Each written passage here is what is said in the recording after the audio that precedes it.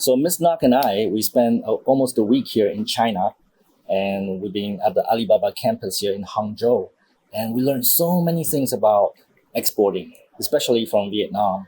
And we actually visited Chinese manufacturers, Chinese suppliers, and how they find international buyers. We want to share all those tips and knowledge with you. So let's go.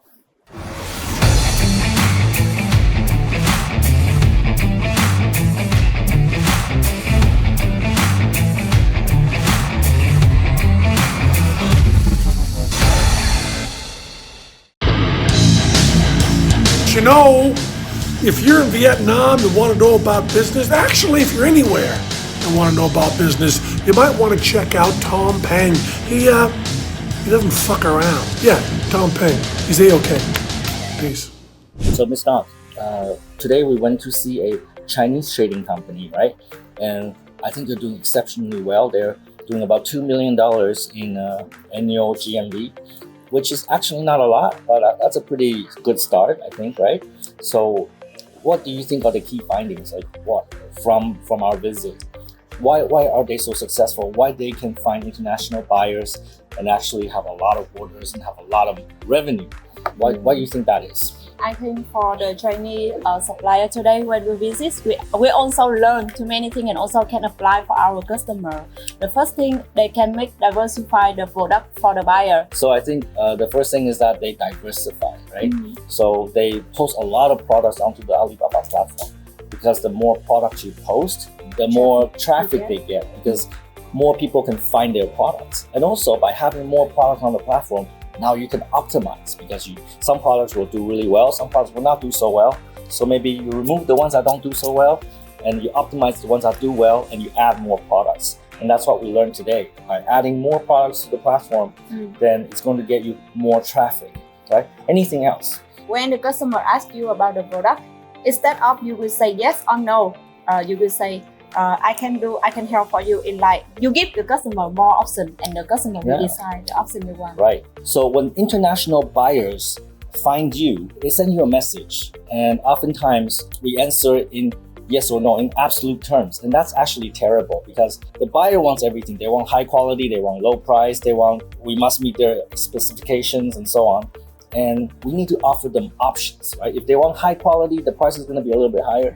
If they really want low price, then there are some alternatives that they can consider. By giving them options, we don't have to say no to the customer. I think that's a very important takeaway. When we communicate with the customer, we have to give them options so that we don't just send them away.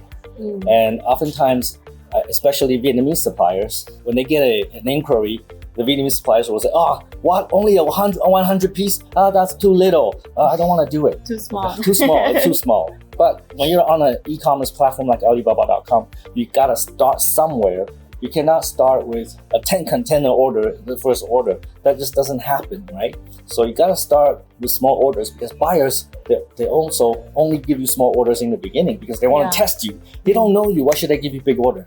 Maybe they give you like a $50 order and they test the product. Hey, this is actually pretty good. And then the next order is going to be 2 containers. Right? It's usually how it works. By turning away the customer, you're saying bye-bye to opportunity. So when the buyers want sample order, they want small order, sometimes we have to be flexible and actually fulfill that order so that you can get the big order. Anything else that you got from the time we spent? Another, I also learned from the Chinese seller today. When the buyer asks about the price, your product, and they say, why your product is the price is so expensive, and instead of we say for Vietnamese seller, they always will say, okay, we discount for you, I will give you the best price. But after that, we will say more with the customer about the value of the product you can give for the customer. I think that's very true. So if the customer wants low price and then you give them discount, so immediately what they think is that there's a lot of margin in your product, but actually usually there isn't, right? So we don't want to give customer that impression. So what you can do is, again, offer them options. So yes, my price is this, but if you want cheaper price, I can do that too. But the material will be different, right? Some things in the product will be different. As business people, we never forego profit. We need to have profit in order to do something, right? right? So giving discount is not always the solution. And also to be confident with their product. Oh yeah, absolutely. Like if you're in sales, you gotta be confident with what you sell, what you manufacture, what you produce. Otherwise, if you're not confident, how are you gonna convince the customer to be confident? The customer don't believe you, don't believe your product, and they don't come to you. That's right. And for me, one of the biggest takeaway is that a lot of suppliers, they go on Alibaba.com and they upload some products and they expect to make $1 million like in the first month. And that usually sometimes happens, but rarely ever happens, because I think one of the most important lesson I got here is that, so they call it the 4R, right? The right people, right time, right method, right things. You have to do the right things. So the first stage is to get your site built, get your content good, and attract the traffic, and finding all kinds of ways to find traffic. Not necessarily advertising, not necessarily paid advertising, but you can find many other ways, right?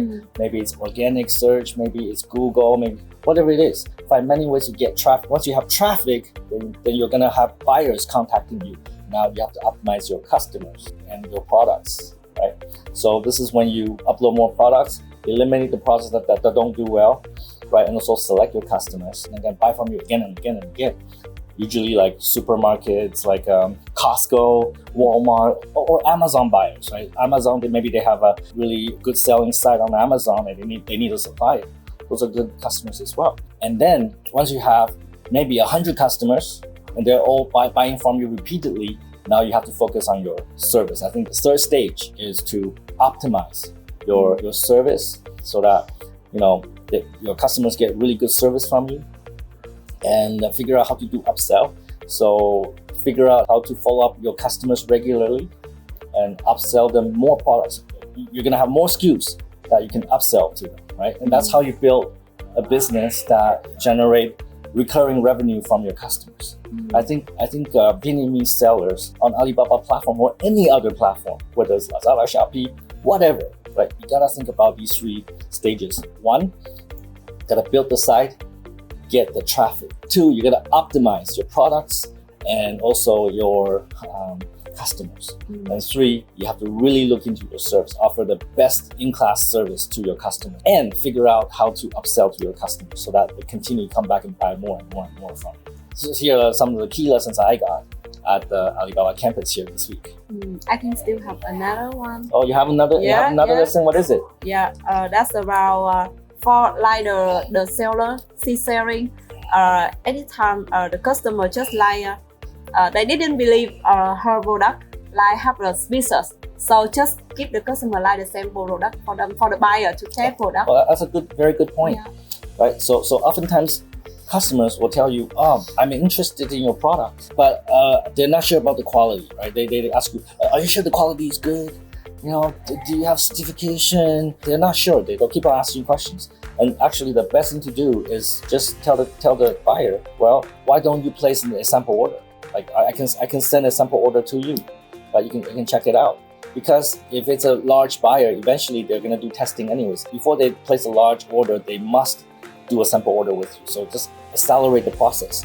Ask them if they wanna take a sample order. And if it's a really big customer, maybe even do it for free, because you wanna get that big order in the future, right? So oftentimes suppliers, they get stuck on this question.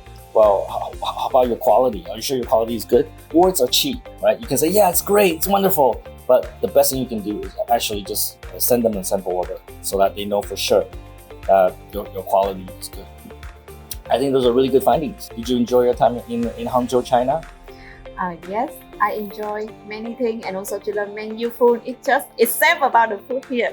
Okay, all right, take some fucking action. All right, so we're gonna hopefully send more lessons from Hangzhou, China in Alibaba to you, and don't be a faster.